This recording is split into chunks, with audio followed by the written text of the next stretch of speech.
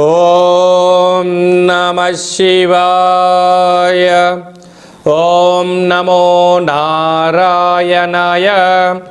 కర్మ నివారణ నరదృష్టి నివారణ కాళభైరవాయ నమో నమః.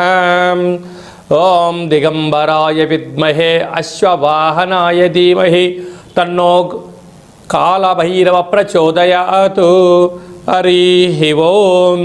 మా ఛానల్కి స్వాగతం. చూస్తున్న వీక్షకులకు ప్రేక్షకులకు ప్రియ కాళభైరవ భగవద్బంధులకి స్వాగతం పలుకుతూ మమ్మల్ని ఎంతగానో ఆదరిస్తూ ఉండబడినటువంటి ప్రియ సోదర సోదరీమణులకు, జ్యోతిష్య అభిమానులకు, హిందూ ఆధ్యాత్మిక భగవద్బంధులకి అందరికీ కూడా ముందస్తుగా ఆదివారం అమావాస్య మరియు మాఘమాస ప్రారంభకాల సమయంలో విశేషమైనటువంటి మహాసరస్వతి అమ్మవారి యొక్క జయంతి ఆశీస్సులు, రథసప్తమి, విశేషంగా భీష్మాష్టమి సందర్భంగా ఎలాంటి విధి విధానం పాటించడం వల్ల సకల గ్రహదోషాలు తొలగిపోయి నూతన ఆంగ్ల సంవత్సర ప్రారంభకాల సమయంలోనే మొదటి అమావాస్య ఆదివారం అమావాస్య సందర్భంగా ఎలాంటి ఐశ్వర్యాన్ని పొందడం వలన సకలమైనటువంటి గ్రహదోషాలు, వాస్తు, నరదృష్టి, సకల భూత ప్రేత పిచాచ బ్రహ్మర యక్షర యమదూత శాకిని డాకిని గ్రహదోషాలను తొలగించుకొని ఐశ్వర్యం పొందాలో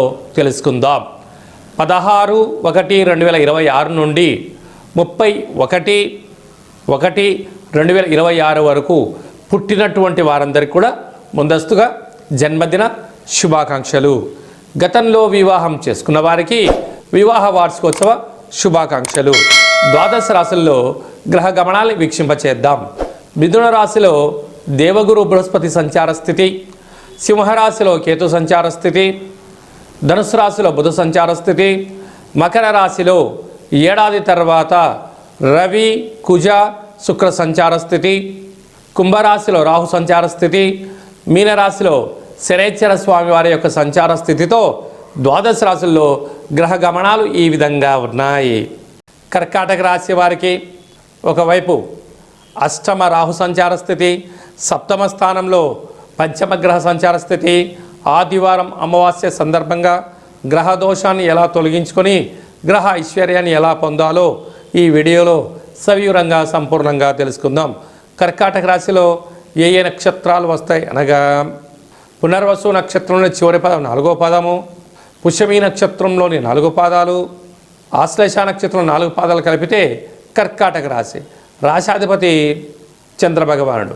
వీరికి విశేషంగా 2వ స్థానంలో కేతువు, 6వ స్థానంలో బుధుడు, సప్తమ స్థానంలో పంచమగ్రహ సంచార స్థితి ఉన్నప్పుడు ఆత్మకారకుడు, మనకారకుడు, రుణరోగ శత్రుకారకుడు, బుద్ధికారకుడు, కలత్రకారకుడు సప్తమంలో ఉండడం వలన ప్రేమికులు చాలా జాగ్రత్తగా ఉండాలి. భార్యాభర్తల మధ్య అన్యోన్యత అవసరం. ఇద్దరిలో ఒకరి మాట ఒకరు వినేటువంటి మానవ ప్రయత్నం అన్నది చేయగలగాలి. లేకపోతే అనేక రకాల ఇబ్బందులు ఉంటాయి. అష్టమ రాహు సంచార స్థితి ఉండడం వలన ఆరోగ్య సమస్యలు, అనారోగ్యము పొంచి ఉన్నాయి. కనుక ఆదివారం అమావాస్య సందర్భంగా అంటే తెల్ల జిల్లేడు వృక్షానికి పుష్పాలు చాలా తెల్లగా ఉంటాయి. కనుక వీరు కొబ్బరి నూనెతో, తెల్లటి విరజాజులతో కానీ మల్లెపూలతో కానీ ఆ యొక్క తెల్ల జిల్లేడు వృక్షానికి దండం పెట్టడం, దీపం పెట్టడం యోగదాయకం. పరిస్థితులు అనుకూలించగలిగినట్లయితే ఆ తెల్ల జిల్లేడు వేరుని పెకిలించి బయటికి తీసినట్లయితే అందులో సాక్షాత్గా విఘ్నేశ్వర స్వామి వారికి స్వరూపం ఉంటుంది. ఆయనను తెచ్చి సింధూరం పూసి ఒక లక్ష్మీ గణపతి హోమాన్ని చేసుకొని ఇంట్లో ఉంచుకుంటున్నట్టయితే విపరీతమైన రాజయోగం కలిగి గ్రహదోషం తొలగి అష్టకష్టాలు తొలగి అష్టైశ్వర్యాలు కలుగుతాయి. కనుక ఈ యొక్క కర్కాటక రాశిలో వ్యయంలో దేవగురు బృహస్పతి సంచార స్థితి ఉండడం వలన తల్లిదండ్రులతో, గురువులతో సత్ప్రవర్తన చాలా అవసరం. వీలైనంతవరకు గొడవలకు దూరంగా ఉండండి, ఆవేశానికి దూరంగా ఉండండి. ఈ అమావాస్య సందర్భంగా, ఈ పంచమగ్రహ కూటమి సందర్భంగా దూరవాయు జల ప్రయాణాలు పెట్టుకోవద్దు. కనుక నీటి వ్యాపారస్తులు, ఆహార ఉత్పత్తులు, శీతల పానీయాలు, హోటల్ వ్యాపారస్తులు, వ్యవసాయ సోదరీమణులు, మార్కెటింగ్ రంగంలో ఉండబడిన వారు, నీటి ఉత్పత్తులు, అలాగా స్వీట్ హౌస్లు నడిపించేటువంటి వారందరూ శుచి, శుభ్రత, సత్ప్రవర్తన, ఏకాగ్రత, లక్ష్యంతో ప్రయాణం చేయగలడం, దీక్షా సంకల్పం చేతనే గ్రహ దోషాన్ని తొలగించుకొని గ్రహ ఐశ్వర్యం పొందగలరు అని చెప్పి గమనించాలి. జనవరి మాసంలో ద్వితీయార్థంలో ముఖ్యమైన పండుగల గురించి క్లుప్తంగా సవివరంగా సంపూర్ణంగా తెలుసుకుందాం. ఆంగ్ల సంవత్సర ప్రారంభకాల సమయంలోనే మొదటి అమావాస్య ఆదివారం అమావాస్య రావడము చాలా యోగదాయకం. అంటే అనేక ప్రాంతాలలో అమావాస్యను పెద్ద పండుగలాగా చేస్తూ ఉంటారు. కనుక అందులో ఆదివారంతో కూడుకున్నటువంటి అమావాస్య రావడం వలన యంత్ర సాధన, మంత్ర సాధన, యోగ సాధన చేసేటువంటి వారందరికీ చాలా పండుగతో సమానం. కనుక ఆదివారం అమావాస్య రోజున ఇంటిని శుద్ధి పెట్టుకొని ఇంటిలో కూష్మాండ దీపాన్ని, శక్తి కలిగితే నారికేల దీపాన్ని, మరింత శక్తి కలిగితే పిండి దీపాన్ని ఏర్పాటు చేసుకొని అసితాంగ కాళ భైరవ స్వామి వారి స్మరణ ధ్యానం వలన బ్రహ్మ రాసిన వ్రాతను కూడా తొలగించుకొని మనకి ఎలాంటి జీవితం కావాలో అలాంటి జీవితం స్వాగతం పలకడం కోసం మనకు మనమే సువర్ణపు అధ్యాయాన్ని రాసుకునేటువంటి మంచి కాలంగా భావించాలి. అలాగనే అమావాస్య అనగానే గగనమంతరం కూడా నిశ్శబ్దంగా శూన్యంగా ఉంటుంది. తెల్లజిల్లేడు వృక్షం దగ్గర ప్రదక్షిణ, తెల్లజిల్లేడు వృక్షం దగ్గర దీపము, వసతి కలిగి తెల్లజిల్లేడు యొక్క వృక్షాన్ని పికిలించి వేరుని బయటికి తీస్తే సాక్షాత్గా విఘ్నేశ్వర స్వామి వారి స్వరూపం ఉంటుంది. ఆయనను తెచ్చి సింధూరం పూసి లక్ష్మీ గణపతి హోమం చేసుకొని ఇంట్లో పెట్టుకుంటే ఇంటిలో నరదృష్టి తొలగిపోతుంది, వాస్తు దృష్టి తొలగిపోతుంది, సకల గ్రహ దోషాలు తొలగి మనము మనతో కలిపినటువంటి 7 తరాలకు అద్భుత అపార కుబేర రాజయోగం కలుగుతుంది అని చెప్పి గమనించాలి. ఇలా కుదరాలైనటువంటి వారు ఈ కింది నెంబరు సంప్రదించినట్లయితే మీకు కాళభైరవ పూజా కార్యక్రమము, కూష్మాండ దీపము, కాళభైరవ హోమము, శ్వేతార్క వరసిద్ధి మహాగణపతి స్వామి వారిని ఏర్పాటు చేయడం అవుతుందని చెప్పి కూడా గమనించాలి. అలాగనే మనకు 19వ తారీఖు నుంచి మాఘమాసం. మాఘమాసం అనగానే భక్తికి నిలయం. మనకు విశేషంగా ఎన్నడూ లేనటువంటి విధంగా 19వ తారీఖున 20వ తారీఖున పంచగ్రహ కూటమి అనగా మకర రాశిలో చాలా ఏళ్ళుగా జరగనటువంటి గ్రహ సంయోగము. ఆత్మకారకుడు రవి, మనకారకుడు చంద్రుడు, బుద్ధికారకుడు బుధుడు, రుణరోగ శత్రుకారకుడు కుజుడు, కలత్రతకారకుడు శుక్రుడు మకర రాశిలో పంచమగ్రహ సంచార స్థితిలో ఉండడం అనేది పరిస్థితి.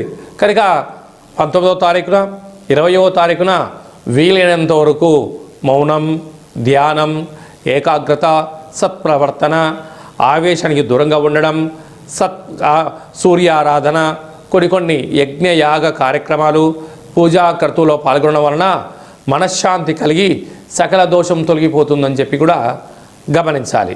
అలాగనే మనకు 23వ తారీఖున వసంత పంచమి, సరస్వతి మాత అమ్మవారి యొక్క జయంతి.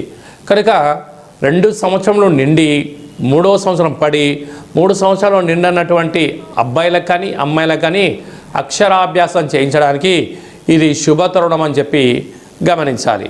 25వ తారీఖున రథసప్తమి, సాక్షాత్గా భూమండలానికి వెలుగునిచ్చేటువంటి శ్రీమన్నారాయణ స్వరూపమైనటువంటి సూర్యనారాయణుడి యొక్క జయంతి. కనుక సూర్య నమస్కారం, తెల్ల జిల్లడి వృక్ష ప్రదక్షిణ, తెల్ల జిల్లడి ఆకులలో సూర్యభగవానునికి చక్కెర పొంగలి నైవేద్యంగా ఏర్పాటు చేయడం, సూర్యాసనాలు, సూర్య నమస్కారాలు.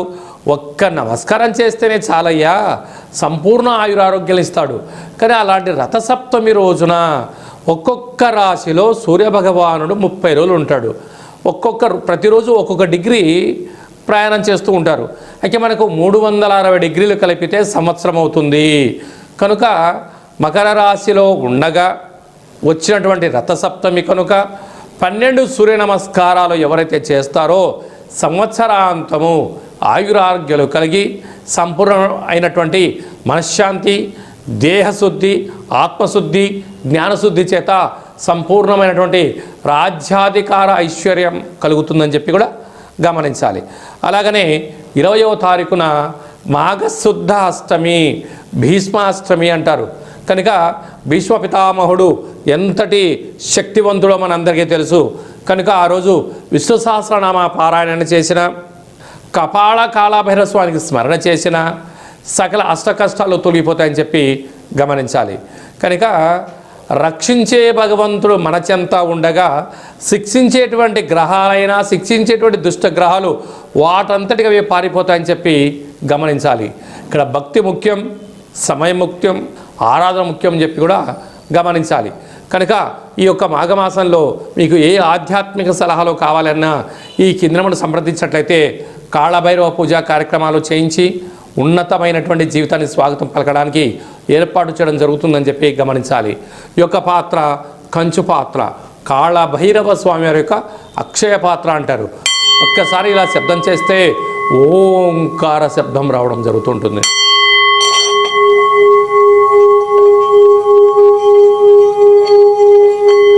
ఈ యొక్క శబ్ద తరంగాలని ఏర్పాటు చేయడం వలన లక్ష్మీదేవి యొక్క కృప కటాక్ష వీక్షణం వలన అఖండ రాజయోగం కలిగి దురదృష్టం దూరమైపోయి ఐశ్వర్యం కలుగుతుందని చెప్పి గమనించాలి. ఈ అక్షయ పాత్ర కాళభైరవ స్వామి యొక్క పూజ 20 రకాల వస్తువులతో దిష్టి తీయించి మీకు అక్షయ పాత్ర అందజేయడం జరుగుతుంది.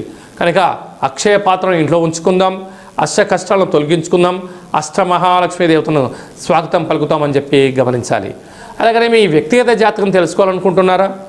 మీ పేరు, పుట్టినటువంటి తేదీ, నెల, సంవత్సరం, పుట్టిన సమయం రాసి పంపించండి. 100 సంవత్సరాల జాతకాన్ని సవివరంగా సంపూర్ణంగా వ్రాసి మీరు పుట్టినప్పుడు గ్రహ గమనాలు ఎలా ఉన్నాయి, ప్రస్తుతం ఎలా ఉంటున్నాయి, భవిష్యత్తులో ఎలా ఉండబోతున్నాయో సవివరంగా సంపూర్ణంగా తెలియజేయడం జరుగుతుంది. అలాగనే చాలామందికి పుట్టినటువంటి కాల సమయంలో డేట్ ఆఫ్ బర్త్లు ఉండవు. అలా లేనటువంటి వారికి మీ పేరు యొక్క మొదటి అక్షరాన్ని అనుసరిస్తూ రాశిని తెలియచేస్తూ అలాగనే కాళభైరవ ఉపాసన చేత రమణ శాస్త్రం ద్వారా అనగా గవళ ద్వారా భూత భవిష్యత్ వర్తమానాన్ని తెలియజేయడం జరుగుతుంది.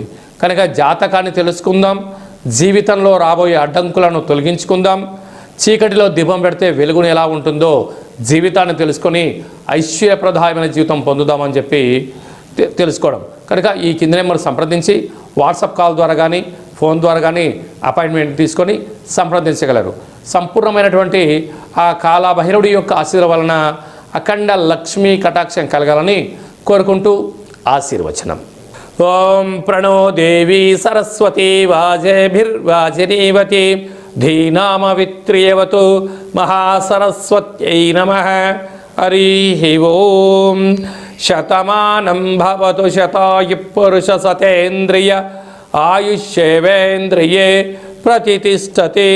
ధనం ధాన్యం బహుపుత్రలాభం శత సంవత్సరం దీర్ఘమాయు.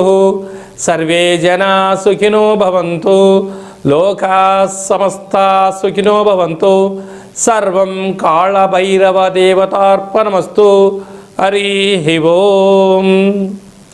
ఈ వీడియో మీకు నచ్చినట్టయితే లైక్ చేయండి, షేర్ చేయండి. అందరికన్నా ఆధ్యాత్మికమైన సలహాలు, జాతక వివరాలు అందరికన్నా ముందుగా మీరు తెలుసుకోవాలి అనుకుంటున్నట్టయితే మా ఛానల్ని సబ్స్క్రైబ్ చేసుకోండి. ఆల్ అనే బటన్ కూడా తెలియచేయండి, గంట సింబల్ ప్రెస్ చేయండి. ఈ ఆధ్యాత్మికమైన భక్తి సమాచారాన్ని భగవద్బంధువులకు, మిత్రులకు, స్నేహితులకు చేరవేయండి. హిందూ ధర్మాన్ని కాపాడండి.